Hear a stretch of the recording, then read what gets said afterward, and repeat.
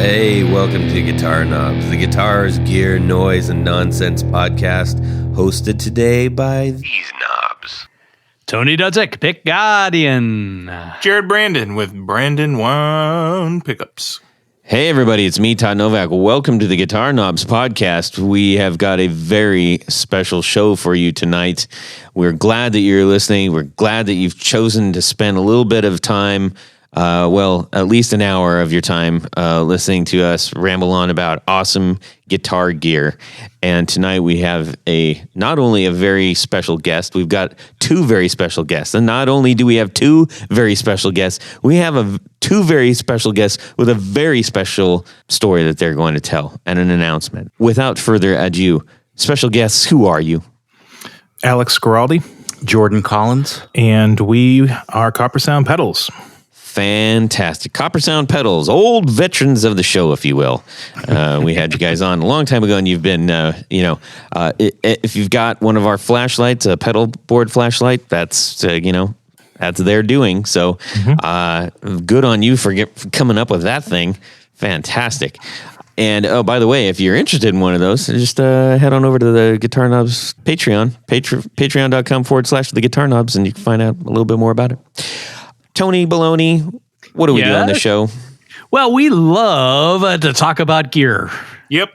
We like to talk to the people who make this gear. And specifically, we like the boutique gear. Things like guitars and pedals and, amplifiers and pedal boards and accessories and all the good stuff. Mm-hmm. Occasionally, though, we do like to do a 101 show where I think Jared enjoys the most. Is that true, Jared? Learning time is always fun. Yes. Learning is fundamental. That's right. Learning is fun. The mental. Yeah. So that's what we do. That's what we do. That's well said, Tony. Thank you very much. It wasn't that well said, but and so we've got and for everybody's understanding, we're still in the midst of this mess. The semi-quarantine, whatever. Jared and Tony and I are not in the same building, which breaks my heart every single week. It does, because I miss these guys terribly. And Coppersound Pedals is not in the building either, nor would they be probably, because they're in Massachusetts. So, boy, oh boy, I can't even tell you how hot the story is that we're going to bring on y'all tonight. White hot. They'll be white hot. White hot. Presses for it. Yes. And but before we get in there, we've got to, if you've listened to the show, you know how this is going. If you haven't, well, you're going to find out how it goes. So we got all aboard the crazy train. We got a couple of announcements real quick. We want to say a big fat thank you to Correctamundo Rode mics for providing the Roadmaster Pro. Roadmaster Pro. That's like a exercise equipment or something. I don't even know what the hell that thing is. That's an old Buick. Hang on. We want to thank Rode for the Rodecaster Pro, this awesome machine that captures our voices every week, and for the Procaster mics, which also captures the voices every week. That's just going to be the theme of my show. I'm just going to, capture and release. Capture and release. Tag and release. So, hey, listen, if you are interested in dabbling into the podcast world or just recording your own voice at home for just, session recording at your home sessions, I should say, or anything that, warrants something like this is a good thing to have. And you should check them out at Rode Mic. All right. We also want to do a shout out to our own YouTube. Hey, people. For a long, long time, we've been people going, why aren't you guys on YouTube? Why don't you have your episodes on YouTube? And we have. They've been old. But just, you know what? I bit the bullet and said, all right, we'll get them up there. And so now every week, these episodes will be available on YouTube. There is some glitch where I think we're missing like 20 episodes from the signal. I'm not really sure why. They're older ones. I don't know that, you'd stress too hard about that, but we will be trying to get it fixed. But in the meantime, as you're, working out and doing whatever and watching the YouTubes, you can listen to our show, and we hope you like it there too. Oh boy, gentlemen! How many is this? 5 of us. 5 of us. Let's get into what we have going on in our music worlds this week. Tony Baloney's going to kick us off, and then we're going to hand it over to Alex Giraldi and Jordan Collins. Sorry, I didn't know why I gave you the fancy pronunciation. Jordan, French. Jordan Collins. Jordan Blue. That's another pedal name. All right, Tony. All right, so let's just a few years ago, I think it was at one of the NAMM Be wary of any story that starts out with a few years ago, by the way. A few years ago, a friend of mine from Tony. No, I was there was a book called 108 Rockstar Guitars. I think the author is Lisa Johnson, and she's also the photographer. And this book I saw at the NAMM show, like I said, a few years ago, and I said, "Oh my God, it's beautiful." I mean, the photography is beautiful, and it covers 108 guitars from various rock stars that you might imagine. Even some guy from up in Detroit, I think, has a guitar in there. Anyhow, I saw that they recently released a soft cover version. But as I did some research, I found that the softcover version is smaller than the hardcover version, which means all those beautiful photographs are slightly smaller. So, what I did a little looking around. What? What are you giggling at? He thinks the weirdest things are funny sometimes. You have to excuse just keep going. I'm just going. You've ruined my train of thought. Again and again.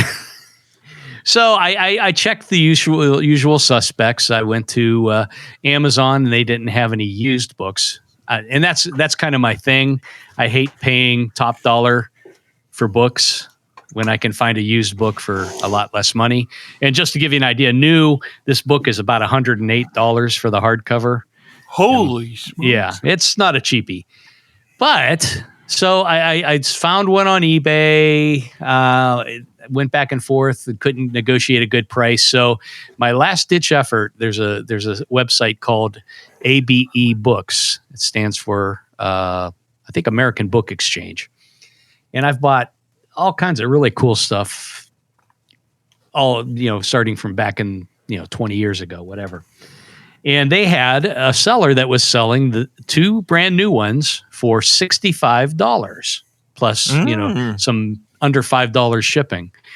So I ordered one up and got confirmation today that it is shipping. I can't wait to get it in my grubby hands so I can see it again in person. But I guess the lesson is check around, because there's always deals to be had. And if you like books as much as I do, American Book Exchange, abebooks.com, is an excellent place to search. Awesome. Good things come to those who wait. That is correct. All right. Thank you, Socrates. That's so great to you. You're welcome. All right. Let's hear from Alex and Jordan. Yeah, so actually, I was talking to Plato, I think, this week. Well, just like so Tony and I have been really high. Tony and I have been living parallel lives, I think. So my musical world has been, like, outside of the pedals and stuff, has been kind of a continuation of the last time I was on the show, which I did the 4 on the Floor based off like a folk blues concept director that I've been working on. Since then, I had moved twice, so it's been harder, but I actually recorded a few months back. I think I recorded 15 rough demos of the record that I'm eventually working on or going to be producing with Jordan here. Mm-hmm. So most of my music world has been grabbing my acoustic guitar. There's a barn that's like a screened off barn at the new house I moved to. So I've been kind of trying to, anytime I can sneak away and kind of, get a stool, a glass of water, and my acoustic, and I'll just go out to the barn and I'll just kind of pick away. A lot of my like philosophy and practices for writing are, let me just grab the guitar and see what comes out. I'm going to sit down at least for 20 minutes and just kind of see what happens. And sometimes the magic happens. Other times it's like, never played those 3 chords before. Or again, you know what I'll do? I'll capo. That'll be fun. Put it on the 3. Let's change the key up 3/2 steps. So that's kind of been my music world of just like kind of going over those songs that I wrote about a year ago and did a rough demo of, just to kind of like relive them a little bit, because it's still kind of fun having a finished song to play, even if it's outside in a barn, and then just kind of like, all right, staying in this zone because it's conceptual and everything. Let's see if I can get something else. Nope, not today. But then other days it's like, oh, break out the pen. You know? So that's kind of been my musical world. It's been a little slow on that side because of guitar pedals and stuff we've been working on, but kind of slow and steady because it's not a main thing for a lot of us, but it's something that we're really passionate about and we have a lot of fun. So we kind of treat it as like, you know, a side hustle, even if we're never like officially going out to do anything with it, you know? Yeah. We talk about that all the time, the way that music comes to us. And, you know, I've mentioned many times in this segment where, you know, I mean, it can be like right before you're done and you're disgusted. You're like, man, I didn't get anything out of this. Mm-hmm. And I remember one time I had a very unsuccessful session and was getting ready to put the guitar down, and my fingers accidentally raked this like noise. And I was like, well, that was interesting. And then I put the guitar back on and made a song out of it. And I was like, I can't believe that almost didn't happen. Right? Yeah. Isn't that cool how that stuff happens with it's fascinating stuff. I like happy mistakes. I like when it's at a weird time. The other day, Jordan and I were wrapping up in the shop. It was like 10:30, 11 o'clock at night.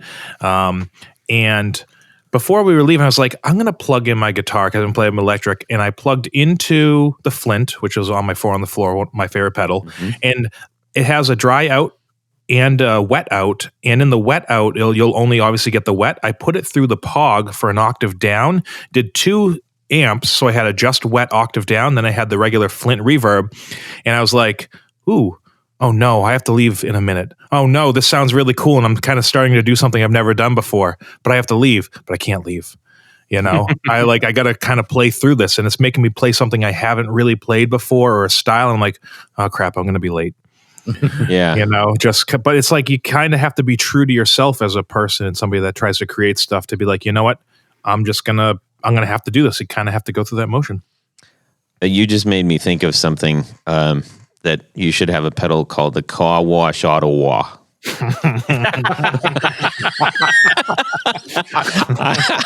I'm an idiot, but that was. Oh boy, please just make one. Car Wash Auto Wah. Oh man, I'm stupid. Our whole marketing campaign will be for like Ben Affleck to do it. Absolutely, yeah. Oh man. Oh golly. I don't know why that was so funny to me. Okay, sorry. Jordan, please, go. Absolutely, go. Absolutely. So lately, I've been trying to revive some old demos that I've been putting together in my little studio at home. I tend to kind of get pulled in a bunch of different directions, as we all do, and it's sometimes hard to find time to really give, you know, these songs some of the time that it needs and deserves. So I've been trying to pull these together and working on some recording stuff, retracking some guitars and going back. And it's always funny going back to like old demos you've done, like even within a year, you know, sometimes you go back and you're like, oh my God, I would totally do that different, you know? So it's kind of always trying to figure out what's going to be fresh and what you're going to be happy with. But I've been doing a lot of that, and I've been doing a lot of drum programming at home. Unfortunately, I don't have a real kit at home, but I've been really getting into that new Get Good Drums from the guys at the Periphery guys. And And those samples are just really, really great for what I'm trying to do. So it's good. I got that hooked up to my electric kit and just figuring out like the mappings and the different channels for that stuff. Just trying to make some better demos, stuff like that, and doing a lot of tracking. There seems to be an awful lot of that right now. Where the more and more I see people doing electronic drums with or sequencers with pedals and stuff. I mean, I know it's not new and it's not novel. It's been going on a long time, but it just seems the frequency of those posts are so much more, maybe even in the last couple months. And maybe I'm just getting hit with an algorithm. I'm not really sure. But.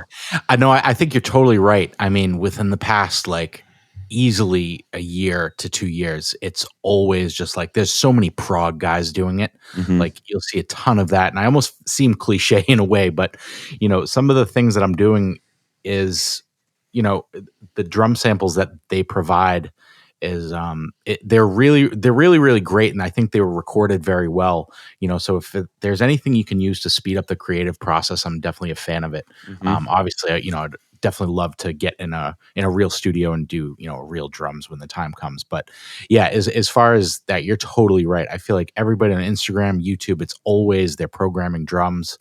I think just because it's an accessible way to get your ideas out, without and decent sounds, without necessarily having to go to this crazy studio with an amazing room and engineer. It's easy for somebody to make a decent demo on a laptop now, and it has been obviously for years. But I think I'm definitely an advocate for somebody or for anybody that's trying to speed up the creative process, and however they need to get there, all power to them. Use the tools that you need to do. Absolutely.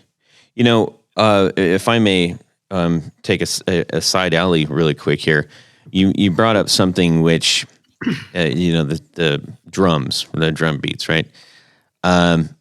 I like watching a lot of the drum stuff that comes on Instagram. I'm a huge fan of my own drummer, so I like drums. And when they had something that came out recently, it was called it's like dead drums, right? And dead drums is just muffled drums, drums with like a fabric pad on it, which is kind of more common in like funk kind of beats and like I guess you could say maybe some like Motown sounds a little bit. But now it's like, hey, here's all the dead drums tones in a box, right? And it made me think about when you have certain things that come out in audio. And then sure enough, like 6 months later, now we've got, this huge trend of all these songs going to have dead drums in it. So then, 2021 is the year of like all the songs have dead drums in it. Absolutely. It's kind of a trip how that stuff works. Like when reverb like really blew through the roof, everything's got like massive reverb on it, right? Yeah, it wasn't like that before. Totally. Yeah. I mean, people catch on and then all of a sudden their stuff is ambient, like ridiculous amounts of it, Yeah, no, I totally agree with you. That's a great point. It's interesting. And if you're the person who, this was actually one of our 4 on the floors recently, which is, if you're the one who comes out with that pedal that basically puts a little blip in the music timeline of life, that you caused that blip, how special is that? Or, super. Yeah. Amazing. Yeah. Who knows? Maybe, maybe I'm just saying. So you disrupt the natural order. Yes. Jared, how about yourself? Glad you asked.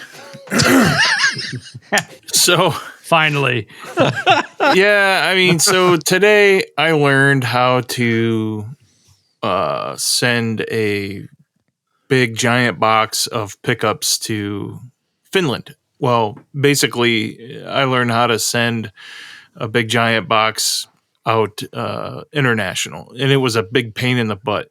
I'm used to just sending a few sets at a time out with mail, and it's really easy, and I've been doing it for over a decade, but it's the first time I sent a big box out UPS. So got the big box last week, all ready to go. Are we talking about like a wood crate or just a large? Just a large cardboard box, about 40 pounds, full of pickups. I mean, tons of pickups. It's a distributor in Finland. So they send me the, I tell them the box dimensions and the weight. They send me the label to stick on it, and then I have to fill out this SED form. And she said, well, I'm working on it right now, and I'll send it to you, and then you can. I'm like, okay, great. Well, maybe I thought, well, I'll just take the box and the label to the store now, and they'll print out an SED form, and I'll just fill it out and send it. Well, no, that didn't work. The lady's like, no, you have to get her SED form. And so I left with the big, giant, heavy box, brought it home, waited around a week for the form to be sent. I got the form, so I grabbed a couple copies of the form. I had to have 4 copies of the invoice. It's just a pain. And I grabbed everything, went back out to UPS. And then I started to fill out the SED where I'm supposed to, three boxes where she wanted me to file. And it wanted my IEN number. So those of you who don't know, that's your tax small business number. That's your tax ID number. For your business. So I'm like, oh my God, I got to go back home and get this number. So there's trip number 2 down the drain, right? I'm like, I'm leaving everything else here. And the guy's like, yeah, okay. I'm getting pissed. So the guy's like, yeah, okay, that's cool. That's cool. So I came back and got the forms, and then I filled the forms out on the computer. Thought I'd be slick Rick and not have to handwrite it all out. So I pressed print. And all 3 forms came out with nothing on the form where I'd filled it out. Man. So I'm like, I'm screwed. I can't win. So I went ahead and wrote everything out on all 3 forms, went back to UPS, and finally got it out the door. And man, did I feel good when that was all done. And now it's going to be, a one trip because I know how to, it's a pain. I know how to do it, but gosh, I think next time they see you pull up, they're going to flip the close sign on you real quick. I know, man. Guy yelled at us. I'm an impatient dude, man. And it took me 3 times to get it right. And they give you this pouch and you put the whole book of paperwork in the pouch on the box, But a cool thing that's happening now, though, is I decided to do a little show of my own called Rewind Time with Brandon Wound Pickups, and look out for the first episode. It's on VHS. Yeah. Okay. Betamax. And if the patrons get Blu-ray copies. No, laser disc. Yeah. No, I'll put it on YouTube and Instagram and stuff like that. So I'm gonna try to get the first episode out around the time that this episode airs. That's fantastic, man. Yeah, congratulations. Thanks. Just a little show. It's not going to be all super awesome like this, but it's just a little way to sell show. it. I mean, hey, listen, I'm not going to spend 3 days editing the thing, Yeah. So it's just going to be my fat face and showing you guys pickups and showing you before and after. It's going to be great. All right. I can't wait to see it. Yep. I'll talk to you like you were there, and it'll be weird because you won't respond. That's right. Oh boy! Well, thanks for sharing all that stuff with us, Jared. As for how about you, Todd? Me, I was checking out the Goodwood Audio audition this week. I'm thinking about this because what we do on the show, we talk to people and they send pedals. They're like, okay, well, let's plug this in. Well, it would be nice. Usually I have to unplug my board to work that in so that I can go, what does it really sound like? First of all, with my own sound and the sound that I play, normally in my band. I will also always just play them by themselves and, try some other stuff. But, anytime I have to dig into the board, is anybody who's got a pedal board, it's like, rather not have to do that. And this is something that would allow me to not necessarily have to do that, which is kind of cool. So I don't know how familiar you guys are with that. Alex, Jordan, you guys familiar with Goodwood Audio? Yeah, I think they're from originally from Australia, and then they recently moved here to the States. That's correct. That is correct. And I believe their prices are better now. Yeah. As a result. I don't know if I heard this or I was just making it up, but I feel like if a majority, because I feel like we're like a lot of countries and places have like the boutique world, but I feel like the USA is very predominant in it. Mm-hmm. And I could be wrong on that, but I'm wondering if they were selling so much to America and if they had any ties here. And I think they moved to like the Nashville area. Probably. That's where everybody goes. I guess when in doubt, if you're going to uproot and transplant, that's the way to go. But yeah, they make a lot of cool stuff. Mostly like when I think of them, I think of like their junction boxes, utility stuff, their cables, their really cool setups, nice and clean wiring and stuff like that. Yep. Similar to what, not the drinking John Snyder, but John Snyder from Creation Music does. Right. And not to imply that John Schneider, has a drinking problem. No, not the is a drinking game John Snyder, but is that Creation Music John Snyder, because they are different. I don't think you've actually ever had both of them. We know both of them, and I talked to both of them. The John that's from our area more, obviously. Right. I don't think we've ever had them at the same time. They might be the same person. Ooh. And we just don't know. Just at NAMM, you're able to see both. Like Santa and Satan. Yeah, something like that. Well, interesting. Cool company. Yeah. So, if you're trying to solve some of your, I guess, some of your needs, if pedal board related, and you're like, I wish I could make this do this and go around this way and come out in two different things or whatever, that is a good company to check out. So I'm going to look at it a little bit more and maybe check them, maybe get them, maybe I'll get them on the show. Get them. All right. Well, that was a lot of fun. How about this? 1, 2, 1, 2, 3, 4 on the floor. Jared.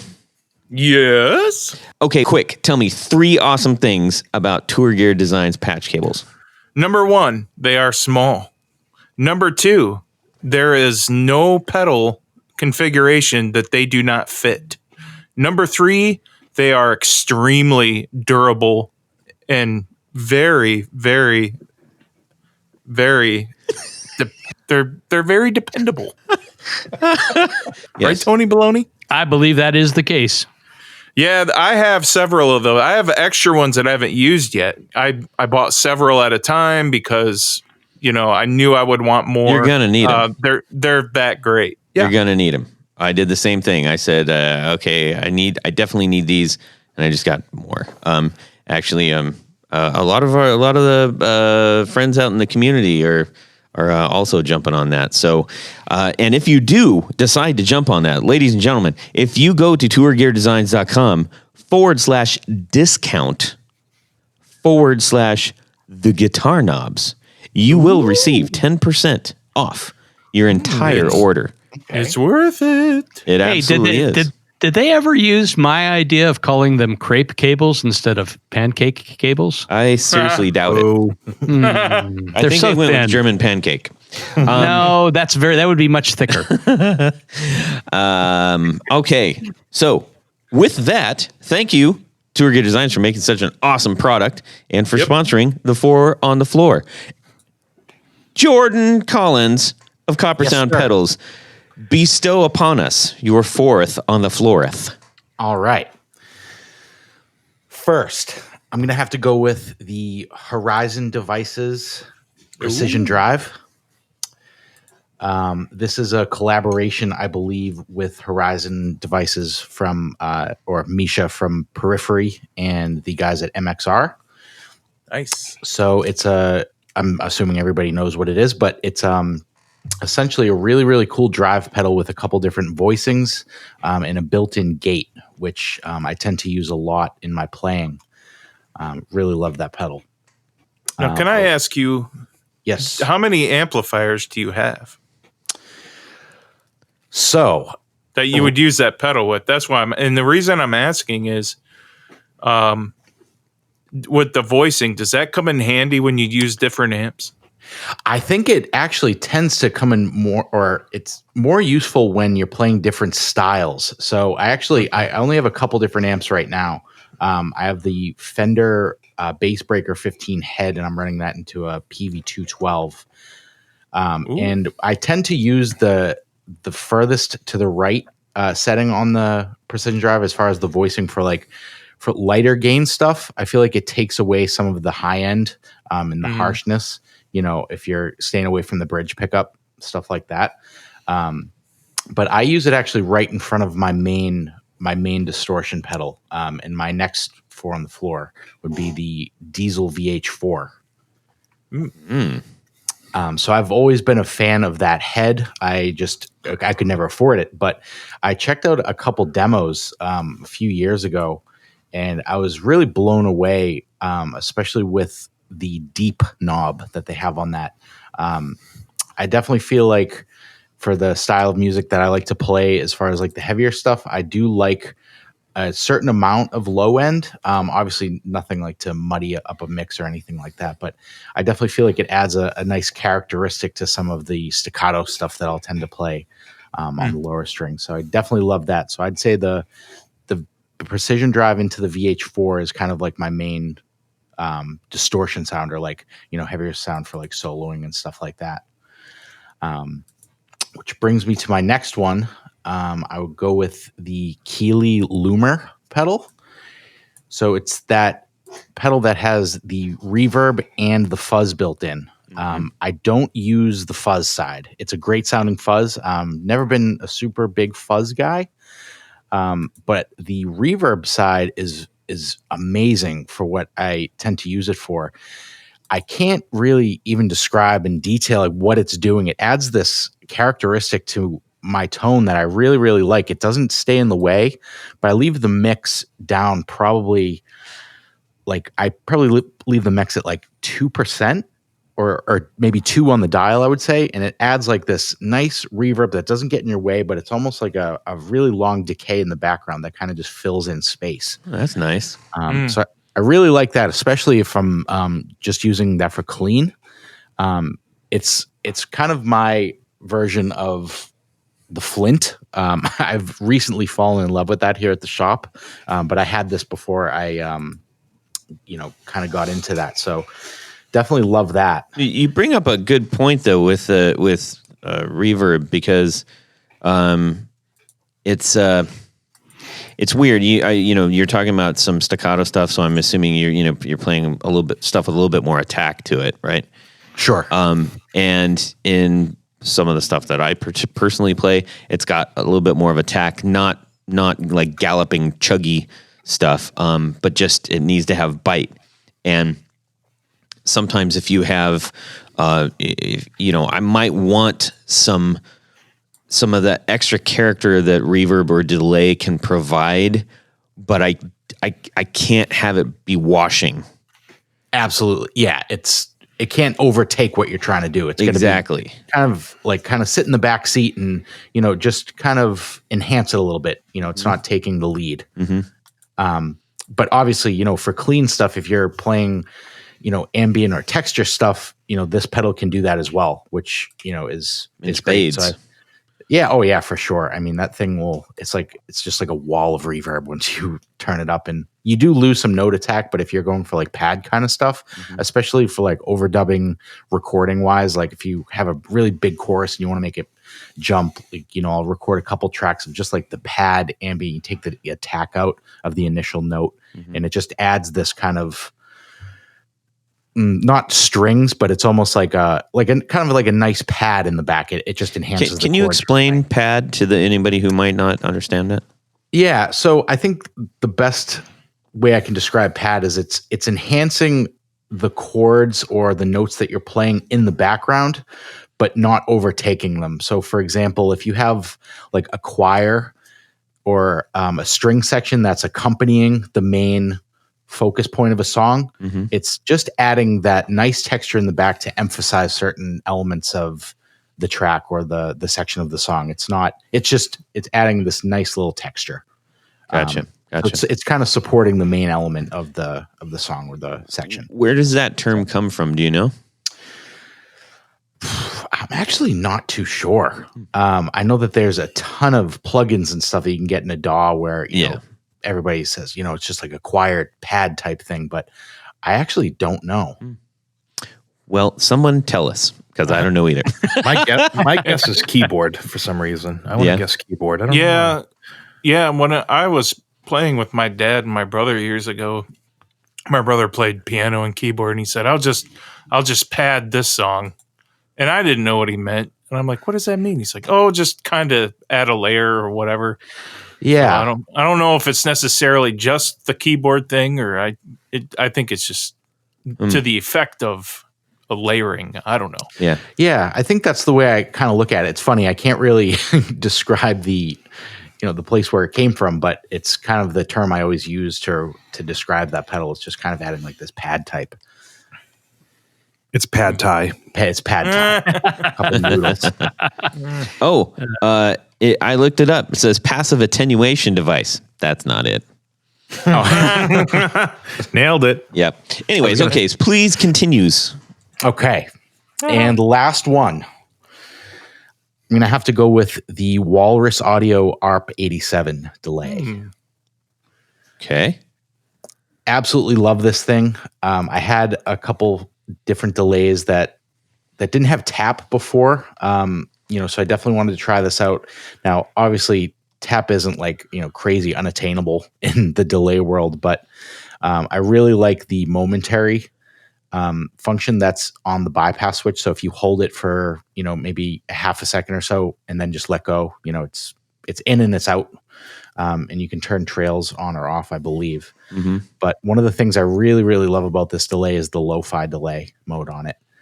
I think they absolutely nailed that with whatever they did with that. It's so great for textures. Again, I'll go back to the word textures. And it's one of those delays that I really could not live without. I've had a bunch of them before. But I think with all of the modes combined with all the different settings and different things you can do with that pedal, I think it's very, very well built. And I think they killed it. Awesome. I love when you're able to say, I just can't imagine playing without this particular thing, whatever that is. That's a nice feeling. Oh, totally. Yeah. It's, that's kind of why it made this list. It's one of my go-tos. If I had to build a mini board, that's probably what the board would be, and that's definitely one of the things I can't live without. So I think the Loomer would cover my reverb, and that's just my go-to delay as far as that stuff. It's great. Awesome. Nice. Props to Walrus. Well, that's 4 new ones. I don't think we've had any of those on there. Tony, can you recall any? I don't think so, no. I'm pretty sure not. It'll be fun to, towards, I guess, maybe the end of the year time or whatever, or maybe even, I guess, next spring when we would hit our 5 to go, 5 year to go through and say, well, what was all new this year? And, it's always so interesting to me. Definitely. Yeah. It'd be cool to tally them up and kind of see which ones made the cut. And yeah, well, we did a whole thing where, I don't know, I can't remember what number episode it is, but we literally had a show all about the 4 on the floor tally. And somebody decided on the internet, they said, hey, you've got all this information. If you give it to me, I will turn it into a spreadsheet. And I was like, fantastic. So we made an episode out of that. And that was pretty. It was very interesting because I don't think it's not what we expected. And we do the show. I know all these pedals, right? But I guess I wasn't expecting some of that. It was a little flatter than you might think, but there were some very obvious standouts. But I would encourage you now with new YouTubes, you can go back and listen to that. So that's right, or Spotify or whatever you want. So thank you so much, Jordan, for doing that for us. And if you don't mind, thank you. We've got, I just want to set, before we go into the big meaty stuff here. Number one, I need to say a big fat thanks to John Finnell, johnfinnell.com, and relayrecording.com. where our studio here is currently located, for providing this for us, at a cost, but providing it nonetheless.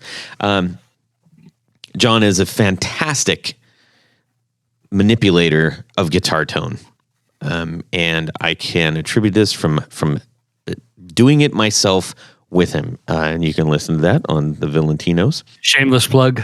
Okay, so if you want to get some awesome guitar tone recorded, or find out how you might even want to be able to do that on your own if you can't make it this way or whatever, check him out, johnfiddle.com, relayrecording.com. And he did a really awesome interview with us on an episode that we talked about. So you're going to the recording studio, something like that, 101. It's on there. We've done a lot of these shows. I can't remember every single title, everybody. Okay, so that was point number one. Point number two, Alex and Jordan, will you please distinguish what your roles are at Coppersound? Yeah, so my main role, I would say, this is Alex. So when I'm not forgetting my name before speaking, usually I'll handle primarily the designs of the pedals. I handle the custom shop stuff, which is, our pickguard series, which consists of Broadway and Strategy, where we match people's strats and tellies to our pickguard series. One-off stuff like that. I handle all of the supplier details. I handle all of the shipping, the freight forwarding, and generally like the breadboarding, the designing of the stuff. It's definitely a democracy and like a group effort in here, but I'll usually bring those forward. I'll also work on the circuit boards. So I do the circuit board layouts, and a lot of the hardware aspects of the pedal. So essentially anything that has to do with, knobs, switches, jack locations, placement, and stuff like that. And I'll work on that stuff directly with Jordan as well. Cool. Jordan? Yes. So this is Jordan. I handle all of the graphic and digital design for Coppersound. So I'll do all of the graphics for our pedals, the layouts for coordinates that I work on with Alex as far as getting all the components to line up.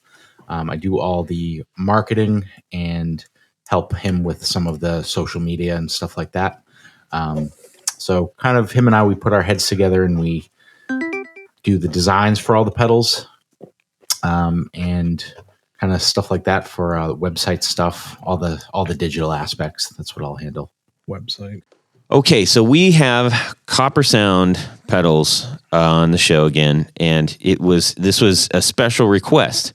We would have them on anyways, but it just so happens that they've got some pretty big news that they wanted to share, and we are very excited to help make that happen. So, gentlemen, to introduce our new pedal, it's called the Third Man Triplegraph, and it is a digital octave pedal designed by ourselves here at Coppersound and Jack White and Third Man Records.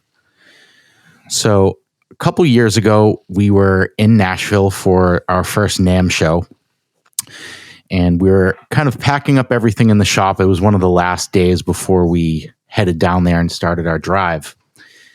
And Alex had mentioned that, we'd probably stop at Third Man, and he kind of, started to make a plan for us as far as what would be our first couple days there.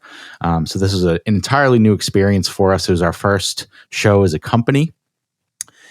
And he mentioned Third Man, and we kind of got to talking about it. And I suggested, hey, well, if we're going to stop by there, we should bring Jack one of our Telegraph stutter pedals just as a gift. I thought that would be really cool with his aesthetic and, kind of everything the Third Man is with their aesthetic essentially. And he said, yeah, that sounds great. But we have to make it yellow. So we ended up driving down to Nashville, and we dropped off the Telegraph stutter at Third Man Records. And at that point, I think we all just thought it would be a really cool gift. kind of up Jack's alley. He can use it to, use it as it is, just a simple kill switch. And then that was really it. We went to the NAMM show and set up our booth and decided to proceed with the show, just kind of showing everybody our gadgets and our new devices. And I believe it was on the second day of NAMM. I think it was maybe about 45 minutes into the show. We get a phone call on the company line, and it went to voicemail. And it was Mr. Ben Swank of Third Man Records. He's one of the co-owners along with Jack and his cousin Ben Blackwell. Essentially saying he himself and Jack had received the pedal that we had dropped off, and they would like to meet with us to go over an idea if we were interested. And it's kind of at that moment where myself, along with Alex, were kind of losing it as far as trying to maintain our composure. So for those who don't know, Jack White is Alex's favorite artist. I thought you were going to say In the White Stripes. yeah. For those who don't. So we got this phone call. We were trying to frantically run around to get Wi-Fi because NAMM is always crazy with, service and stuff like that. And I mean, this was our first NAMM show. We had just picked up our banner at Staples.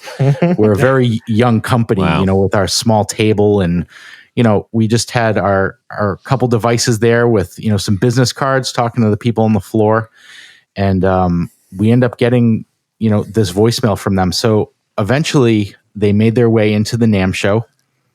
Mr. Ben Swank and Jenna, his associate, and they pulled out a piece of paper with our telegraph stutter on it, the one that we dropped off, a mocked up version with 3 telegraph keys on the top. It was a bigger enclosure to make room for those keys. Can you, before you go into like the all 3, can you explain what the telegraph stutter is? Because it is arguably one of the most unique pedals on the market, period. Sure. So the telegraph stutter is our momentary kill switch pedal. Essentially, it's an on and off switch that you can rapidly cut off with your hand. And it sends your signal to ground almost like a Les Paul switch or your foot. So it immediately cuts off your signal when pressed down, or using the polarity switch on some of them, it reverses the signal. So signal is only let through when the key is pressed down. So it's almost it's essentially the opposite. And it features an old school Morse code telegraph key on the top of the pedal enclosure. So you can use it to chop up your signal like a really hard tremolo, or you can use it as a tap tempo. Plug it into any pedal that takes tap tempo, and you can tap the tempo in with the key. So Mr. Ben Swank had come here with a drawing of that gift that we dropped off for Jack in yellow. And he said, hey, so Jack was wondering if you guys would like to make a custom thing for him and Third Man Records. And it would be basically a pedal with 3 telegraph keys on it, like our telegraph stutter. One of the keys would do octave up. The other key on the far left would do octave down. And the other key in the middle would be our regular momentary kill switch, as the telegraph stutter already is. And I believe Alex's words were, it's going to be a lot of work, but we want to do the work. Awesome. So at that point, the idea for the Triplegraph was born. And for the next 4 years, our lives kind of changed completely as far as what we kind of did from a daily basis, what we thought we were capable of doing, as such a small company. And yeah, at that point, like I said, the next 4 years were kind of consumed by this project. And at this point, we're very happy to say that it's going to be available very soon through Jack White's Third Man Records. That's fantastic. It's a great story, especially when you're holding, knowing that story while holding the pedal, going, wow, this is really something special. We have the privilege of trying one out, and this is a pretty remarkable pedal. If nothing else, you just stand there for a few minutes and you kind of look at it and you say, I mean, this is borderline ridiculous. But in the most awesome way. I think what summed it up for me, and I've been referencing for a while, Todd, I had sent you one, and a couple days later you called me, and this is the conversation for the listeners.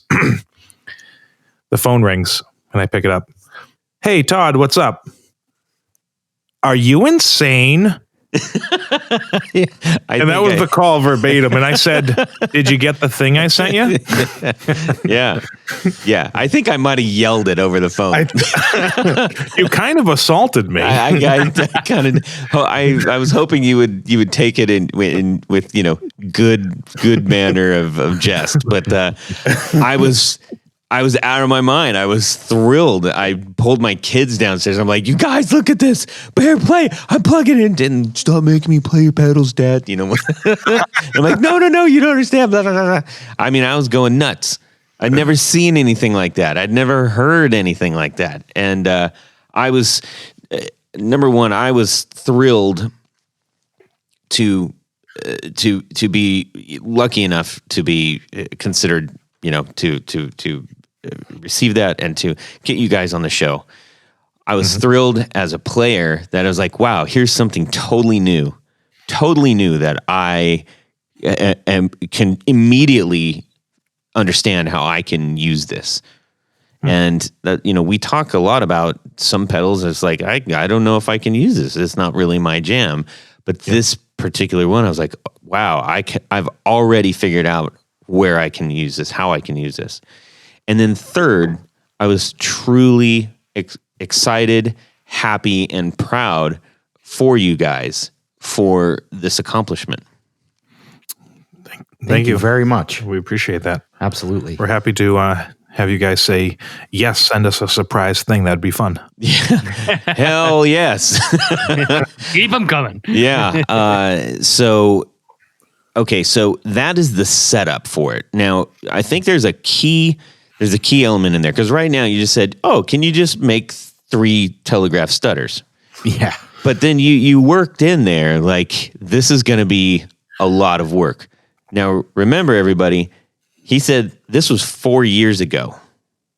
That's why this Todd is had hair when we started this. Yes. No, he didn't. I'll edit that. No, he didn't. I think, we have people on that we say, hey, cool, you got a new pedal. This is really cool. Tell us all about your new pedal. But I think this is really special because not every pedal takes 4 years to come to fruition. And with the backstory you have, it makes it that much bigger of an announcement. There's nothing like it on the market at all. Probably never will be after this either. And not only from the aesthetic and the functionality and the mechanicalness of it, but what it actually does and the sounds and everything. So can we talk about how you guys came to some of the functionality on it? Yeah. So once we had that drawing from Ben Swank, essentially of kind of the idea, the first thing we had to do was kind of get a proof of concept for it. Now, his original idea it was an elongated, small handheld enclosure to have 3 telegraphs on it. For the people listening at home that can't see it, it's about the size of a TC Electronic Flashback 4, or the Ditto 4, it's a hefty pedal. So what we then did for the features and aesthetic, because obviously knowing Jack's brand, he's very into the aesthetics and stuff. He likes old time stuff, which is really cool. I'm kind of in that boat as well. He's sailing faster than me, but we had to keep that aesthetic. So when we had our telegraph keys, the first thing we did was we wanted to get a proof of concept. So we got the size enclosure that we actually have before you, Todd, or the person watching at home. Mm-hmm. And then we had 3 of our keys laid out. That was the easy part because we knew that we wanted it drawn out like that. That's how they liked it. We had an input and an output in the back and a power supply, and we had the 3 keys. And the first thing we did was like, okay, obviously we got to create octave up and down. I think we all knew that it's one of the hardest effects to create and reproduce in a clean manner, but I don't think we knew it would be 4 years. So for the first year, from 2016 till summer of 2017, for the Summer NAMM show, we spent time learning the FV1 platform, because that was all we knew at the time. And we essentially designed that in its software. For those listening, it's a program that is based off a reverb chip that you'll see a lot of great companies like Keeley and Old Blood do platforms based off it, even Chase Bliss. And we started with that platform because it can do octave, but there's some limitations to it. And those limitations being latency and modulation, especially in the highs. So we had done it because that's all we knew. So we get to summer 2016. We got 3 keys in and out and a power, and we've got the FB1 platform inside of there. We go down to Jack's hometown of Nashville, or adopted hometown of Nashville, and we have a meeting set up with him during NAMM as well. So we're still there for NAMM and everything. We're there for about a week. We go down and we have our meeting with Jack. We get to go in his office. We get to meet him and everything. Really cool time to be alive for us, if you will. I can't imagine how hard that must have been for you. Yeah, and he's like, I think he's 8'7", something like that. Like he's a big guy. So we get down there and we're hanging out with Ben and a few other folks at Third Man, and Jack is there as well. And we're bringing him, essentially, I made him a small little pedal board to put this on to be somewhat professional. And I brought that down there, and we're talking about stuff, and he's playing the pedal. He has a Fender, and his I think his Gretsch Duojet was there. And he's playing through it, and he's stepping down on the keys, which our Telegraph stutter that Jordan mentioned previously is made out of plastic and thinner steel. And Jack's like 6'4", he's stepping on this, and we're like, oh boy, it's that first moment of like looking through your hands. When you don't want to like see something, but you do, or like the green stop sign. Yeah. So he's playing through it, and then the first thing he says for his first 2 critiques are, there's latency in the lows and there's modulation in the highs. And we're like, well, the guy with the ear that has like 12 Grammys outside heard the thing that we heard. Mm-hmm. So essentially we went back to the drawing board after we kind of talked about some names. I think this is your name, right? Triplegraph ended up being Jordan's name in the list of stuff. Yep. We had a couple different ones. I think we were trying to obviously integrate Telegraph in it. I came up with Octograph, and I was trying to just combine octave and telegraph together, but it kind of sounded too much like 8 of something. Yeah, or octopus, which is usually works out because, again, 8 for the steps. Yeah. But yeah, that's probably better than telepus. Yeah, that the Triplegraph beat that one out just by a little bit, just by a hair. Yeah, I think we all agreed on Triplegraph, and Jack liked it. Obviously, most important. But I think it was cool that we were able to, come across a relatively easy name to pronounce that kind of correlates to everything going on in that pedal. Mm-hmm. And his obsession with 3. Mm-hmm. For people that don't know, Jack uses 3 for a lot of things. Everything. Yeah, for pretty much everything. But yeah, so that was summer 2017. And essentially we were coming home, not with our heads low, but we knew we had to go back to the drawing board because the spin platform could not handle what Jack was used to, which is playing.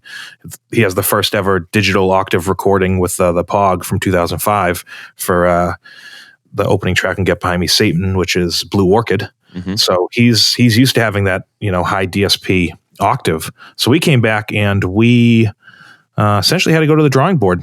We called out to a friend that worked at Western Digital over in the Bay Area in California, flew him out, and essentially he started working on the code for octave. We walked him through what we needed to do about latency, all that type of stuff, and he was essentially the guy that designed the code around this, which took a long time. I wish I knew the amount of hours. It might be the 70 or 80 hours of code and going back and forth on the phone with Jordan and I and emails and stuff like that. So yeah, we flew him out here to do that and essentially kind of kick our butt into gear of what we needed to do. And luckily we had this contact that we were able to do. hook up with. And that was kind of the next step, was we got to make this thing sound really good. Good enough for, the modern king of octave. Right. And so that was kind of the next step for that. Okay. Going back to we had to go to the inside of the pedal first, if you will. Yeah. Because we thought the outside was going to be easy. That's a little foreshadowing here. Oh man. Yeah. So that kind of brings us, while the inside is being worked on, we really had to step up our game as far as the outside with the aesthetics and the actual functionality of the telegraph keys. So again, having him step on these keys, they ended up bending a lot. They're definitely not meant for foot use, especially somebody, or extensive foot use. Extensive. Yeah. I would say somebody who's playing really intensive on stage, you probably don't want to use this more than a couple times as far at the time. So, flash forward about a year, we're still working on, the code and trying to make this, an actual reality. And we got Jack a couple prototypes for the Raconteurs Help Us Stranger tour. And we originally had a good prototype for the record. Yes, as well. Yeah, so they did an album in 2019, Help Us Stranger. So we got them a thing for end of 2019. Yes. End of 2018. End of 2018. Yep. So we got him a Triplegraph for the studio, and at that time, at this point, we had kind of made all the graphics for the pedal. We wanted to go with a very easy, approachable layout where, if you were on a stage and you didn't know which key was which, you just see these big arrows. For those of you who don't see the pedal right now, it's a very simple layout. The left key has 2 arrows going down, representing octave down. The middle key, which we can get into a little bit more, has 2 X's on it, representing our regular kill switch. And the key on the far right of the 3 keys has the arrows going up, representing octave up. And for those of you trying to visualize it, you can kind of think of it as a piano, where the lower notes will be with your left hand and higher with your right. So we had got Jack a Triplegraph for the studio, and he used it on the record, which is really cool. At this point, we were, kind of in the clear. We thought, we were like, this is fantastic. We we thought we were in the clear. Yeah, we thought. How many years ago was this? So this is end of 2018. Yeah. Coming around probably like a little before Christmas. I think we got it around like Black Friday 2018. Yeah. Something like that. So sorry, just to keep the timeline. Yeah, no, for sure. So we get him into a Triplegraph for the studio, and I think we sent this off with high hopes. We're like, this is great. He likes our octave so far, and that's such a huge compliment for somebody who really uses octave a lot in their music and is known for it. So he sends the Triplegraph back to us after he uses it on the record, and there's definitely some problems. The keys are bending like crazy after just a couple takes. He's finding that even like through mid-song, he has to bend over and bend the arms back on the keys. And it's kind of a problem, especially if he's going to be using it live. So what we really had to do at that point was develop our own proprietary hardware. And this is kind of where the chaos for the outside of the pedal started. As far as we thought the outside was going to be the easy part, and the inside was going to be difficult. Yeah. So at that point, we were like, all right, well, we essentially have to make this jack-proof. He was the best beta tester that we had. Yeah, absolutely. Literally couldn't ask for anything better. Yep. So first, we started with the arms. The telegraph arms. So we definitely figured out that those had to be thicker metal, especially for somebody putting their body weight on it. We really wanted him to be able to beat the crap out of this and not have to worry about it bending.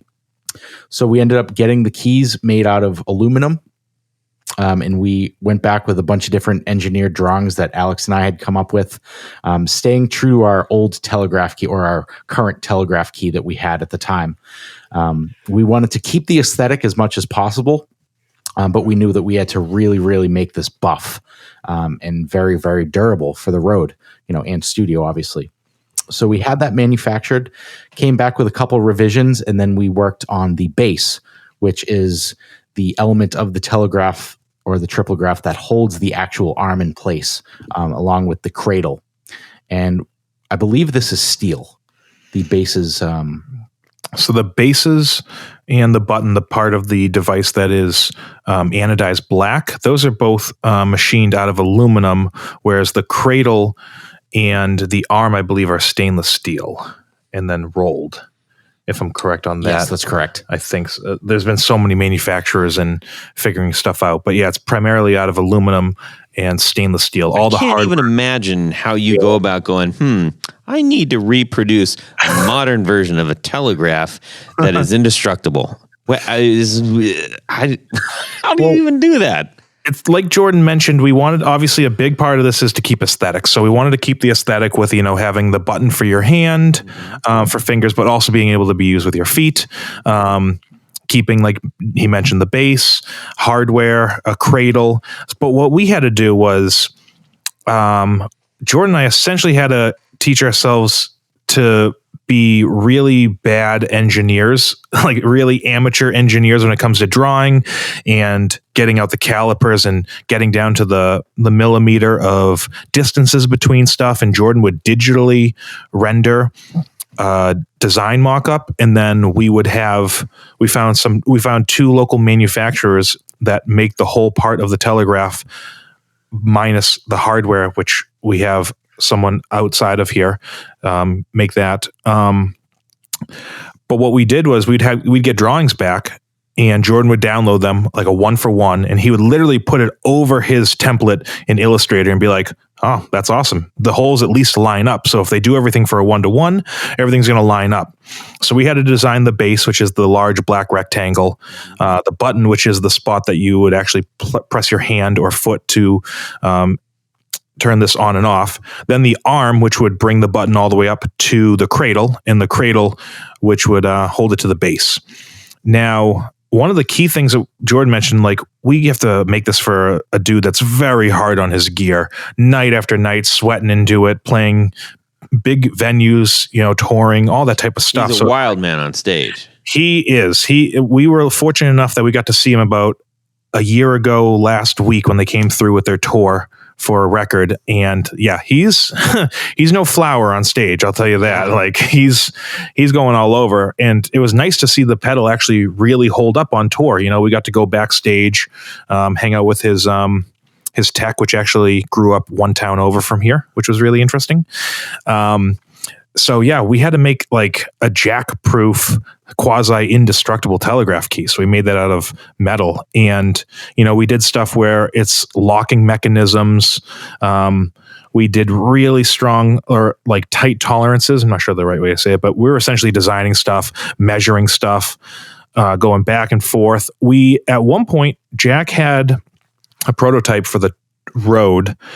It was the layout we mentioned. We had 2 toggle switches on it so that he could actually turn the octaves on and just keep them on without pressing his foot down. And we had the arms that were just made out of like the regular thin metal and the plastic that our telegraph stutter comes in. And he needed something stronger for the Rode. So there was a point at which they had sent us 2 triples for the Rode, because he had to have a backup one as well, because he's testing it. They sent us to they had like a 2-day break or whatever. And we get an email or a call from Christina, who's the main like product specialist there. She essentially works directly with us on everything related to this. And we essentially get I think it was a call or an email. It was like, hey, we got to send you the tour ones from his tech. They're going to send it to you guys, and we need you to modify them and send them back to us the next day. And so I get this call from Jordan, and I work another part-time job in a warehouse, and it's a Monday. It's always a Monday. I work only Monday and or Tuesday. At this time I was working Monday, and I get a call at noon. I'm on lunch break. I get a call. Hey, what's up? Yeah, they're going to send the 2 things back. They're coming in today, next day air. We have to fix them tonight and send them back tomorrow morning, which means we have to do it by 4:00 in the afternoon to make the next day cut off at my work. And not to mention the next couple shows, they're filming a DVD for 3 nights at the Ride. Oh my gosh. No pressure at this point. Yeah. So what we had to do at this point was a hodgepodge of the regular traditional telegraph stutter that we've made a ton of, and we had to essentially modify that to have some of our hardware implemented, kind of some of the old, some of the new, so that it would be strong enough for him to do it live and not break. And I think at this point we had the cradle made, which was in its first version. Mm-hmm. We had not an arm done, I don't think, but we have a really industrial vise in here, and we would vise it down, make the best eye measurements possible, and we drilled a hole so that it could hold a button and a ferrule, which we'll get into, onto a foot switch. And we did that night and then sent him back. I had to open up the thing, and inside of this pedal is not what the circuit board that you'll see in the book, which we'll get to, and all that type of stuff. This is a development board at this point still. It's a small little circuit board that you can use to develop, use it as a platform to develop different sounds. And you can hear there's ins and outs and power and bus and all the type of stuff. You could upload a sound to it and audition that sound and see what you think of the sound. Oh, I like this. Let's change that. We would do that all the time for latency and frequencies and hertz and all that type of stuff that is way above our heads, that our designer is smarter than us for it. And we would grasp enough to talk to somebody that doesn't know, but really can't really talk to anybody in a conversation. And that development board, we put inside of that enclosure, and then I designed a network for Jack because he wanted to have a send and return, which we can get into as well. And then I had to develop a small little power regulator. So there's 3 circuit boards in here. And to help visualize it, the development board is about the size of like your palm, if you will. A really small circuit board. It's all green traditional. It has ins and outs, and the ins and outs are 3.5 millimeter, which is, people usually refer to it as like a 1/8 inch, like a headphone jack. So we had to get audio, not in a computer. We had to get audio going from a guitar into this development board through a regulator and this buffer split network that I created. And we had to use a headphone jack, and we'd have to cut it. We'd have to cut the wire of a headphone jack so that you could plug into this development board, and then it would plug into the guitar IOs. Jeez. So literally the headphone jack I'm sitting here listening to you guys on, we had a couple of those. We went out to stores. We found ones randomly around from like old computers and stuff, and we cut them. I hooked up the meter to figure out which was the tip, which was the ring, and which was the ground. And that's how we got Jack's guitar audio to go into that board and then come out with another headphone. We're going to CVS buying headphones just to cut the friggin' things in half. Old pair of like Bose computer speakers in here. At one point, we went through like 5 headphone jacks. I'm like, all right, well, what you got in your car? Yep, literally. And Jack also needed 2 for the road just as a backup. And they were always needing some. It's like, well, every board we'd make for Jack before the PCB has to have 2 Sony headphone jacks that you'd listen to your Walkman in from 1999 and cut that in half. Wow. So we'd have to do that. But you know what? I got out of work at like 5:30, drove down here, and we worked on it till like 1 or 2 in the morning. And we next morning finished it up until 4 o'clock in the afternoon, drove to my work, shipped it out, and then they did the Ryman. That's incredible. Yeah, it was a learning experience, a fun time, a character builder. It sucked, but it was also awesome. I mean, for anybody that has played anything on stage, which I would imagine are a pretty fair amount of our listeners, that is not the time to experiment. No. Even if you're just playing your local bar, you don't want to look like a turd on stage because your gear doesn't work. And our guitar industry is littered with all kinds of things, doohickeys and gizmos that prevent mayhem from happening in your gear. So to purposely inject something that is that has more probability of going berserk or haywire or completely failing. No fault of your own. You're trying to, you're concepting this on the fly. That says a lot about his trust in you guys to be able to do this. Yeah, and the thing, I mean, Jack likes to make stuff hard on himself. He's like the opposite of most people. And the thing that, you might not realize, or, I think we all grasp was he was, while promoting an album that also had this pedal on it, and he uses it actually on back catalog, like he'll do it on Steady As She Goes and a couple other songs.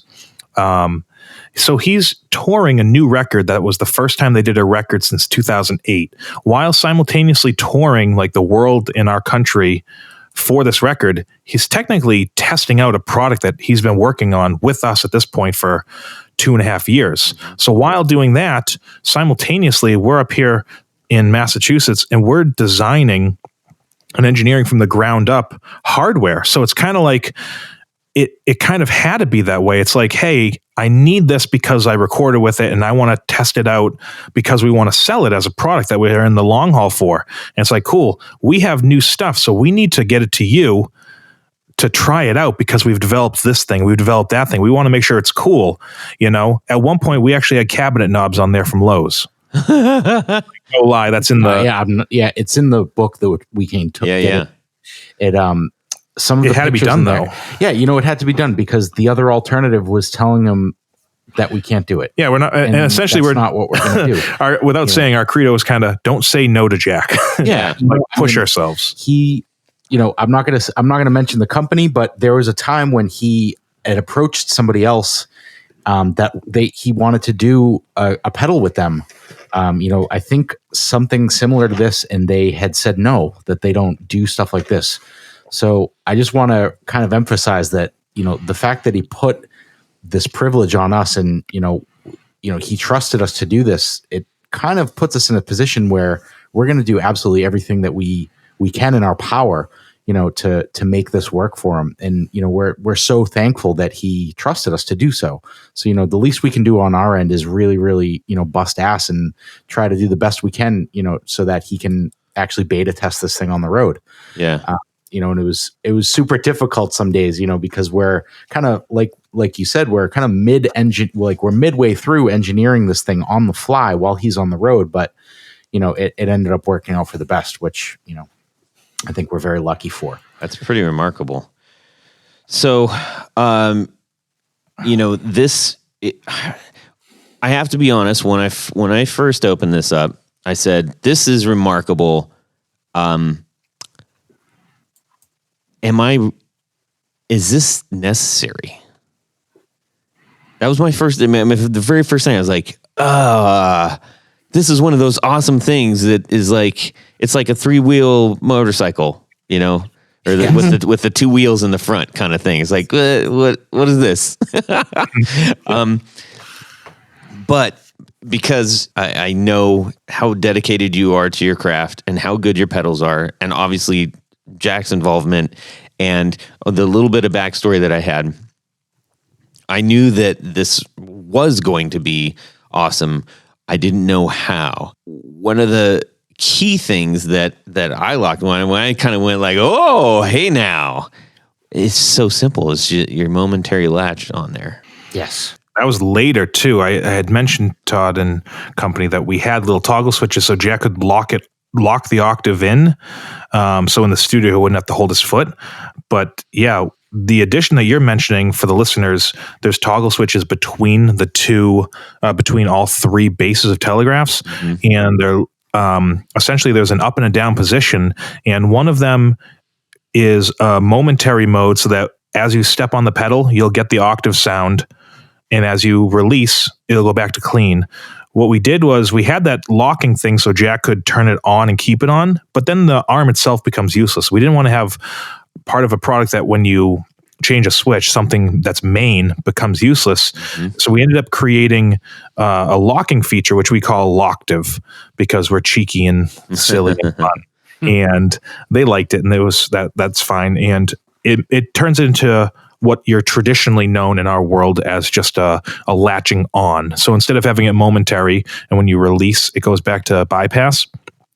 If you step on it once, you get your effect on and you can go do your thing. You step on it again, it's off, just like we're, you know, accustomed to in this world. Yeah, that was a big thing because that's when it kind of, at least for me personally, opened it up because I locked down the high octave and then kept the low as a momentary. And that's when I was like, whoa, this is really cool because I can emphasize very subtle parts without just going like, oh, he's got an octave pedal on.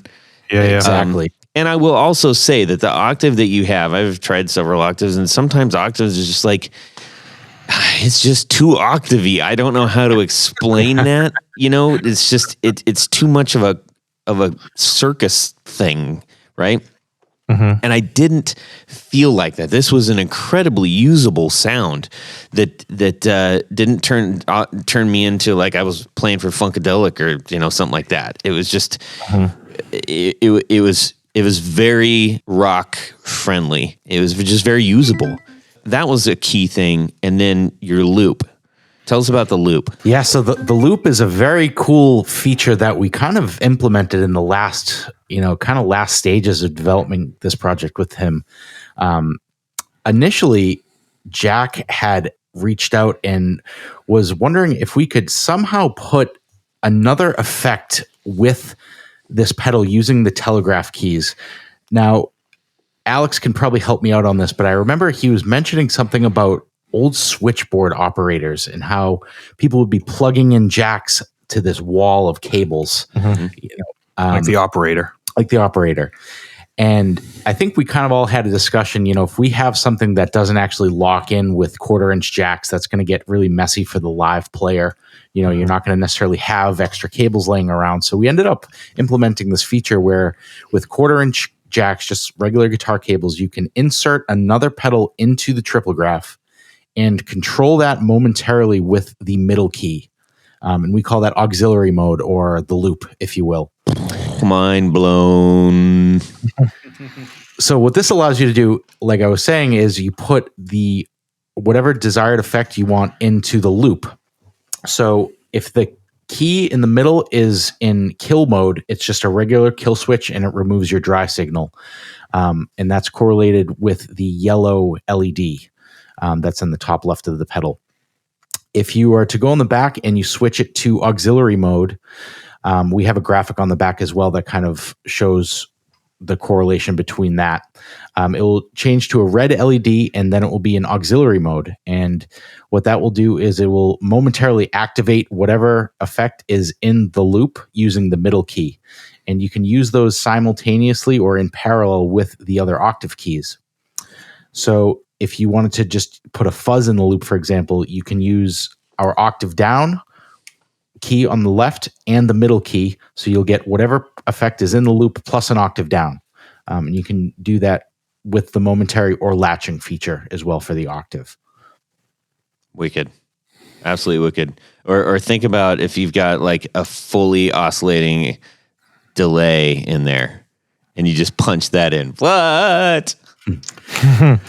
Yeah, it's fun to be able to interject something for a piece. Jack will usually use delay and octave down for like lead parts on something or solo, and then just be able to essentially walk away from his board and he's back to his traditional sound that he was doing anyway. So being able to use, essentially it's like having a single true bypass looper, but just for a momentary burst of stuff. Well, and in some way, to me, this unlocks a whole new world of the idea of momentary, because right now, as a guitar player, I can play along. I'm either leading the song or I have some major part in the song, but most of the accent work is going to be done by like the drums, right? Sure. I personally like finding the little accent bits. I mean, Keith is a great accenteur, but when you can find those things, it's usually only happening on the guitar. There's not a lot of really convincing or non-intrusive ways to dip into an effect just for a blip, right? They're I'm not saying they're not there, but it's just that's not as common of a practice. And this is a great way to be able to do that, from my perspective anyways. Absolutely. Thank you. Yeah, I think one of the other things, kind of going off what you said about interjecting certain things, is some people might ask, well, why not just have 3 buttons, like 3 foot switches on the top of a pedal? Like, why the telegraphs? And one of the things that we wanted to focus on when we were designing the hardware was that the ease of use for triggering these effects is very easy. If the telegraph keys weren't there, you would not have an easy time kind of doing these in momentary bursts. And kind of what the telegraph keys do is they take all the pressure off of your foot, and you really only have to tap it very lightly, and you can get really fast speeds, or you can, obviously get as slow as you want. But as far as like interjecting certain things in songs, I think it's going to really open up a bunch of doors for people creatively. Especially like, myself. I know we're talking about Jack here, but just kind of beta testing this myself. I've never really played anything momentary because, I would either have to step on a pedal that didn't have a momentary feature, really fast and try to do it that way. And then it wasn't really my thing. But because of the ease of use with these keys, it's very, very simple to get creative with certain patterns. And I think you're totally right as far as, sometimes the drummer will accent these certain parts. But, with this momentary feature, I hope people can kind of explore their creativity as far as, opening up kind of new doors as far as, having other effects and, being able to turn them off at a moment's notice or turn them on at a moment's notice. Yeah.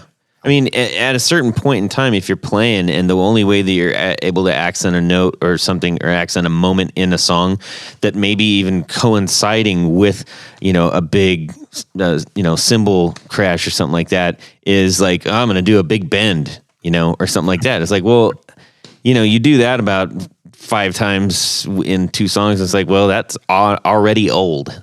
Right. So, and that's been the sound that we've been able to do for decades. So this is something that I immediately was saying, oh joy, I can do this without it sounding comical or overwrought live. Unless I want to make it sound comical or overwrought. You can totally do that too. If you want. Yeah. We're actually, we're in here kind of testing out the final batch before we deliver it. And we have the Flint kind of dimed. And it's really cool. Fun. It's really fun to just trigger that momentarily. Right. And it's really fun. It kind of makes momentary fun, at least for somebody like myself who had never really used it before, that kind of aspect. And obviously, it's whatever effect you want. You could even put a whole pedal board in the loop if you wanted. Yeah. Let's go with I that. might have to do that. So I notice you've got a yellow one and a black one. Why don't you talk about those?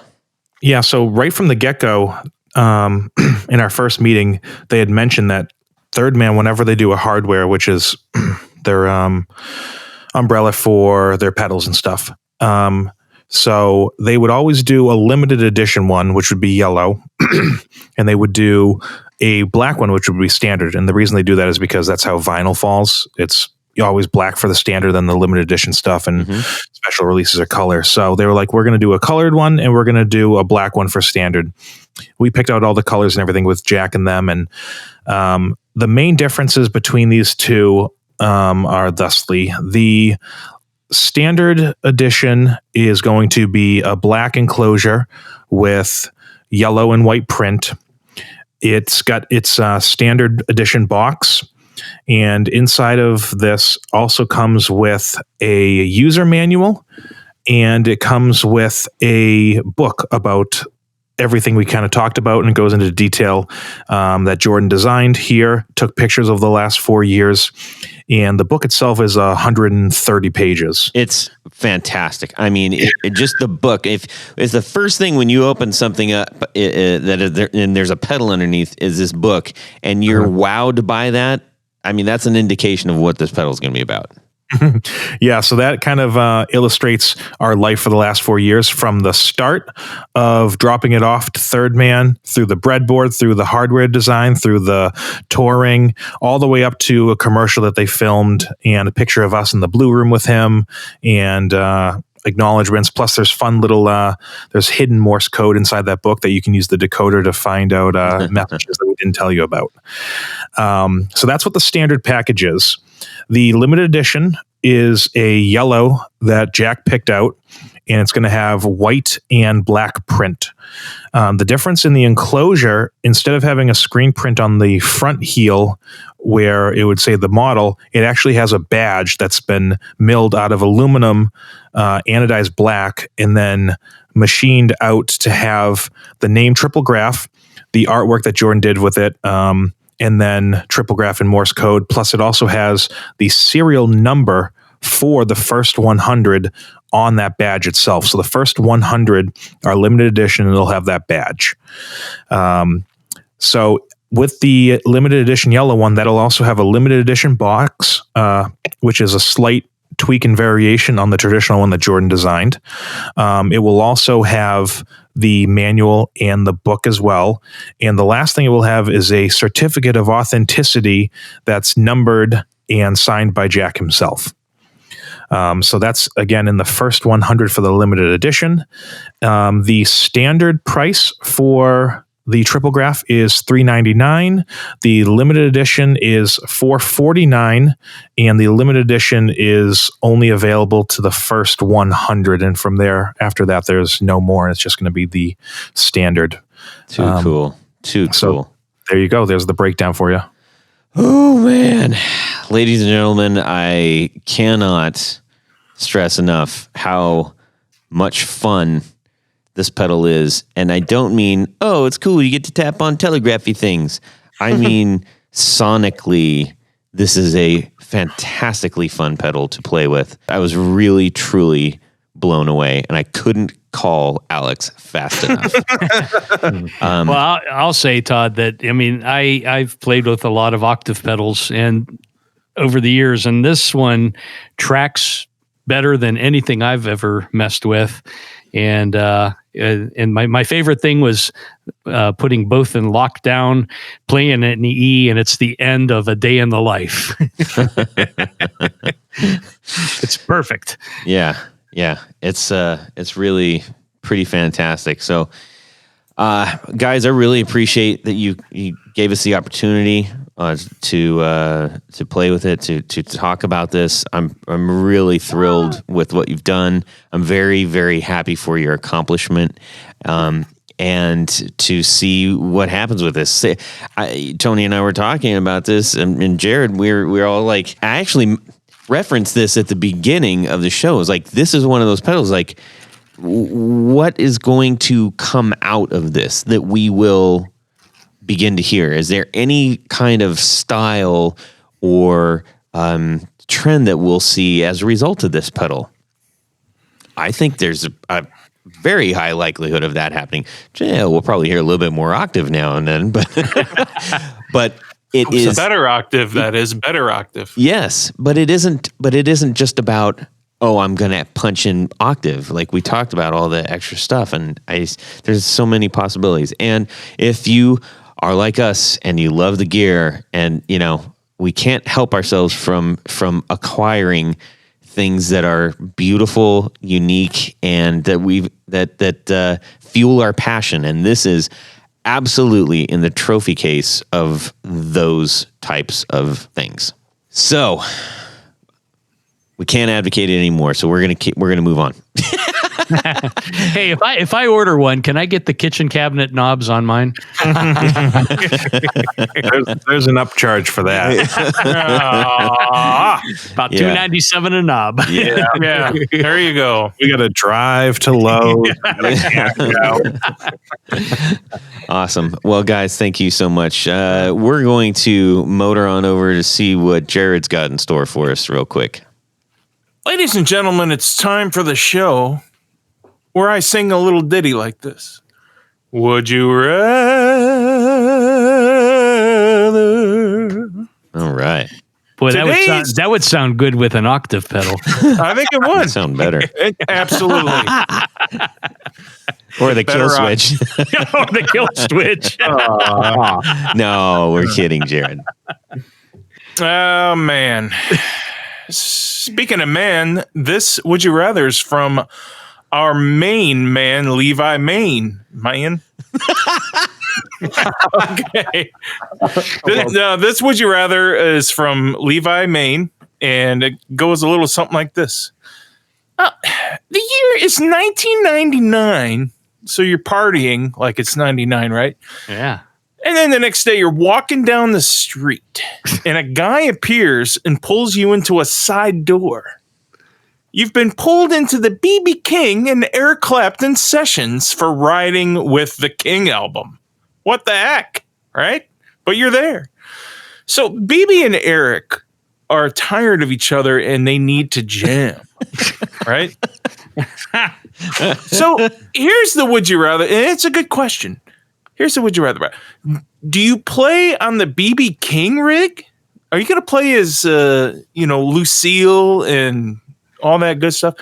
Or are you going to jam with B.B. King on Clapton stuff? So you're either going to play B.B. King stuff and jam with Clapton, or you're going to play Clapton stuff and jam with the King.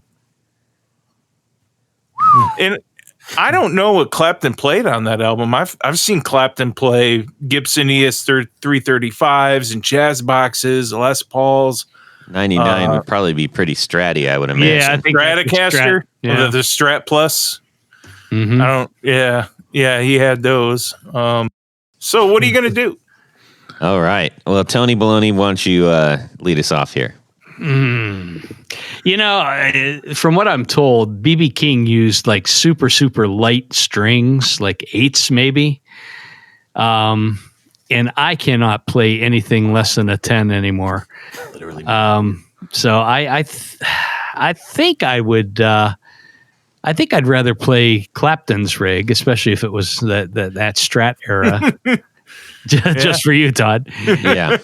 I think those were the noiseless pickups too. Those really nice noiseless pickups. And it also has a mid-range bump built into it too. Yeah. Yeah, the DBX switch or something like that. No, it's a mid-range bump.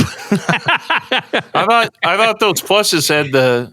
You know what I'm talking TBX about? tone stack in it. Yeah. That thing. I said DBX. I meant TBX. But so I think that's what I'm going to do. So if I play Clapton's rig, I've got to play B.B. King songs, and if I play B.B. King songs, I've got to play Clapton songs. Is that right? B.B. King's rig, Clapton songs. Oh yeah, that's what I said. Well, no. This is all. I think this is all B.B. King songs. Oh, okay. Yeah, isn't it? So it's pretty easy. Yeah. Okay, so I stick with my original choice of the Clapton rig. Yay. Okay. That's what I'm doing. How about let's go Jared. Yes. So definitely going to play the Lucille. B.B. King can go take a break, do whatever. I'm going to play the Lucille and jam with Eric. And I think it's just because of the guitar. I'm actually going to switch the switches and I'm going to mess with all and I'm going to do some finger tapping on it. And I'm going to see if all the other, strings and frets feel brand new. Cause he does play on one string and everything. So will you play Dust in the Wind on it? I probably might. I don't know. I might. Yeah. And for reference, this is it's a black Strat, white pickguard, maple neck. Just so we all got that. Oh, that's what's his name's, yeah. Blackie. That's what's his name's. Yes. Eric Clapton. Yes. That English dude. Because I was talking about playing B.B. King stuff and you said Strat and I'm like, Yeah. All right. Let's hear from Jordan. I have to play Clapton's rig. Definitely. I have to play Clapton's rig in this. Why? I'm such a Strat guy. I'm addicted to the Strat. Yes. And I don't know. I don't think I could play the Lucille. I've not had good luck with that, especially you brought up a great point about the string gauge. I can't play eights. They'll just bend. Like I'll just play an open E and they'll go sharp. Can't do it. You press too hard on the frets and it just all goes sharp. Yeah. Yeah. I couldn't do it. I think I totally got to go with the Strat. Okay. Gotta go with Clapton's rig. Yay. I'm so anxious to hear what Alex says. Somebody's on my island. I actually thought everybody was going to pick Clapton's rig, but I was wrong. Tony, a question for you before my answer. You I think the 8 gauge is somewhat throwing a wrench in the gear, possibly. Do you know what Clapton happened to play? I thought Clapton always played heavier things. Right. So I'm guessing 9s or 10s. Probably at least 10s, maybe 11s. And 99 probably 10s or 11s. Yeah, he's probably gone down to 8s now too. He's an old guy. Yeah, I'm torn because I'm not a Strat person, but I'm also not a light gauge person at all. I play 11s traditionally, 10 at the lightest. So if that's the make or break, we've all essentially answered as if it's definitely 8s on the Lucille. I think that alone might be the break for me, and I think I'd have to go with the Clapton rig. Yes. For that one. Yes. There we go. Because of the 8s. If it wasn't for the 8s, I'd go Lucille. You helped or ruined everybody here, Tony. Thanks a lot. What do you? I think I know what Todd's gonna pick. I think How we about you, all Todd? know. Yeah. But let's listen. To I'm definitely taking BB Kings for 2 reasons. Number one, I'm not even gonna say because I do not need rocks thrown at me right now. Let's just say I think I'd rather hear Clapton, and I totally don't want to play the Strat. So that one's really easy for me. I think it would be pretty fantastic to just sit there and watch him do his thing, and of course add my awesome stylings, of course. But there you go. Well, excellent question. Yes, Jerry. a quick Clapton story. He bought his in-laws a house a few houses down from my aunt and uncle's summer home in Ohio, and he drove his Woody from California. My aunt's sister, which is not my aunt, obviously, she said, "Hey, Eric," or he didn't say, "Hey, Eric." He said, "Hey, did you drive that Woody all the way from California?" Because it had California plates on it, and she didn't know who the guy was. And he was just looking at her funny. She thought, she was like, I need this guy to get out of the way so I could take a picture of his car. And it was Eric Clapton. Oh, my God. Like this old guy was in the way with a guitar case. I was trying to get a picture of his car. Anyway, I actually share that. based off actually. I have a quick thing that's very similar to Jared's that's actually relating to the Triplegraph. If just to close it out, sure. When we heard a story when we were there, and in the back of Third Man, they have like a kitchen area with like all the usual stuff and a large area to sit down. It's got kind of the cafeteria style, like looks kind of like essentially kind of like our telegraph keys, but like a small little area for you to sit with the old school benches, like blue circles and everything. And the story that we were told is there was a female there that was going to be doing some type of vocal thing or whatever, or an employee. I can't fully remember, but either way, she was sitting down. It was her and this older gentleman, and they were sitting down. They were having some lunch in the back room, and she was singing something. And this gentleman says to her, "Hey, you sound really good. You have a really nice voice." And she exchanged some common pleasantries and said thank you and everything.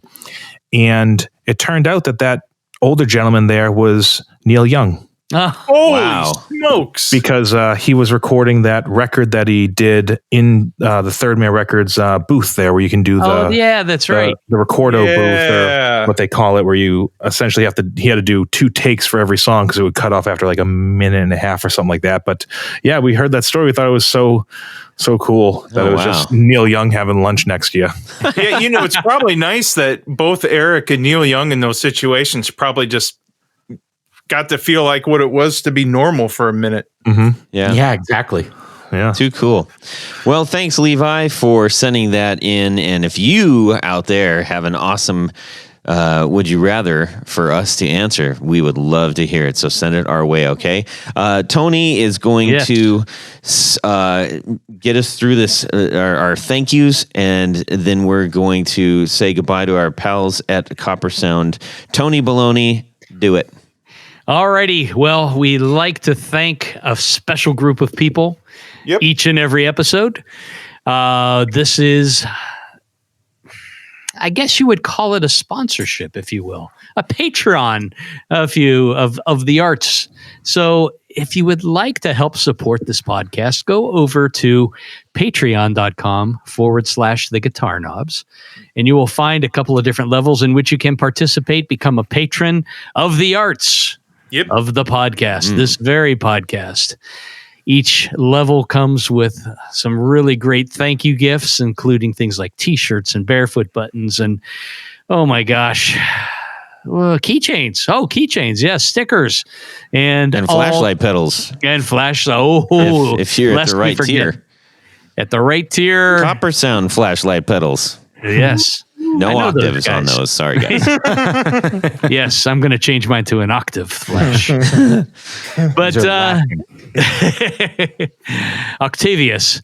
But anyhow, the level that we love the most would be our executive. We love producer. them all the most, Tony. We do. Okay, we love them all, but we love these guys the most. At least I do. Todd loves everyone. Right. I can say that. Tony and I are biased. One of the things that happens when you get to the executive producer level is you get all that great stuff. But Jared, what happens? Well, you get to have your name read on the thing. The name read on the thing, and that's what I'm doing right now.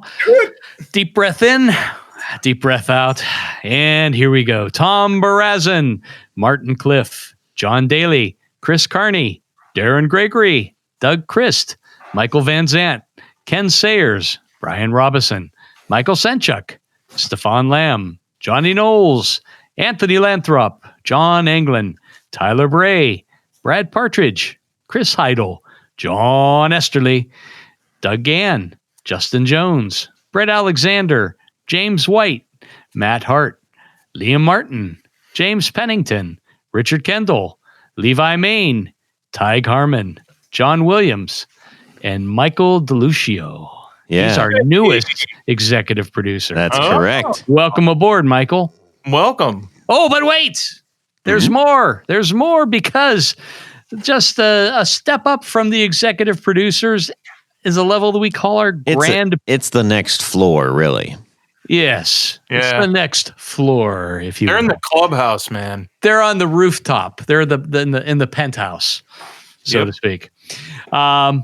These are our grand poobahs. And part of the fun package that they get is they get a fez to wear. And I do believe it is required that they wear the fez while listening to the podcast. Is that right, Todd? Yep. They do. And in case the lights go out, they also get a Coppersound flashlight pedal. Correct. Among many other things. Among many other things. So without further ado, thank you to these grand poobahs, Mr. Jonathan Jerusik, Corey Nigro, David Kaminga, Cody Lane, Cody Foster, Sean S. Tommy Manasco, Mark Garton, Christopher Marshall, Adam Johnson, Steve Keys, Zach Melton, and Tim Novak. All right. Thank you all, one and all, so very much at all levels. We truly, truly appreciate it. Yeah. Now, let's see here. Coppersound, fellas, where can people go buy your things, this pedal in particular? This pedal is available through Third Man Records at thirdmanstore.com. As of right now, we will not be selling Triplegraph directly, but we are selling it through Third Man along with them. So again, if you go to thirdmanstore.com, you'll be able to find it in their catalog along with the other pedals and products that they offer. We'll also have it on our site as well with corresponding links, so you can go directly from our site right over to Third Man Store as well. Right on. You're right. And while you're on the Coppersound site, you better take a look at some of the awesome pedals that they make. They've got a great lineup of pedals. Very, very well built and sound fantastic. So thank you guys. Let's see here. Tony Baloney. Yes. How would people like to get in touch with me? Yes. Yeah. Well, let's say we send them over to pickguardian.com and have them take a look at some of the wares that I offer. See some of the stuff I've done, projects I've worked on. But a lot of what I do is custom, so drop me an email. Let me know what you need. I will work out all the details and make something special just for you. Perfect. Jared, how about yourself? Well, if you need some pickups or you need one of your favorite pickups repaired, go to brandonwoundpickups.com. Check out the pickups that I have to sell or buy a rewind. They're only $30 a coil. And plus, I'm going to have a little show now called Rewind Time with Brandon Wound Pickups in my messy shop. It's going to be Fantastic. You can send me an email, Todd at theguitarknobs.com. You can send me a DM on Instagram, and we would love to hear your would you rathers and other things you'd like to share with us. We love getting your correspondence. Thank you so much. And hey, everybody, we just need to have a huge thank you to Coppersound right now. Thank you, guys. Thank you. Thank you for having us on the show. Yeah, thank you guys very much. Absolutely. And thank you for producing one of the most unique pedals in all of pedal history. Right. Well We done. really appreciate you guys letting us come on and tell the story. It's very nice of you. So thank you. You bet. All right, everybody. Go check this pedal out. Have a fantastic guitar weekend. Subscribe! Yeah. You're totally roboting, bro. Yeah. It's Oh, hey, are we allowed to talk about the Triplegraph today? That's what the whole thing's about. Oh, okay. I just wanted to make sure because We're here for the big show, Tony. Big one. Yeah. What's your safe word, Todd? Mine's Tony. watermelon. Jacques Blanc. Jacques Blanc. I like that. That's even Yeah, better. that's a pedal name right there, Jacques Blanc. If I say more, stop. That's a fun segment for a different show. Depended upon, or God dang it! Oh, you were doing so well. Yeah. Hit number Hey, do it again. Do it again. All right. do it. Hey, I think it's a French speed skater. The thrill is gone.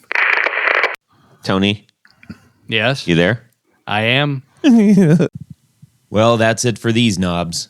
Please visit our Patreon page at patreon.com/theguitarknobs. Visit our website at theguitarknobs.com for all of our past episodes, 4 on the Floor blog, and other good stuff. You can connect with us on social too at our Facebook page and share your gear and stories on our Facebook group. Also, be sure to check out our Instagram at Guitar Knobs.